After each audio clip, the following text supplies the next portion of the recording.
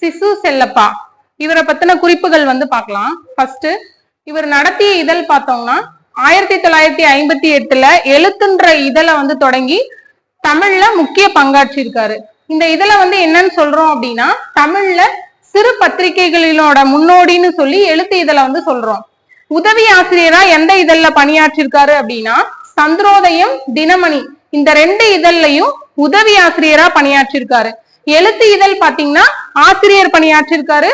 உதவி ஆசிரியர் பாத்தீங்கன்னா சந்திரோதயம், தினமணி இந்த 2 இதழ்லையுமே உதவி ஆசிரியர் பணியாற்றிருக்காரு. அடுத்து இவரோட படைப்புகள் பார்க்கலாம்.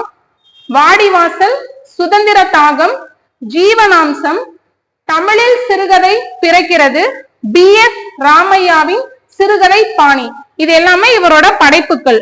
இவரோட படைப்புகள்ல ஒரு நூலுக்கு சாகித்ய அகாதமி விருது வழங்கியிருக்காங்க. அந்த நூல் எதுன்னு பாத்தீங்கன்னா சுதந்திர தாகம்.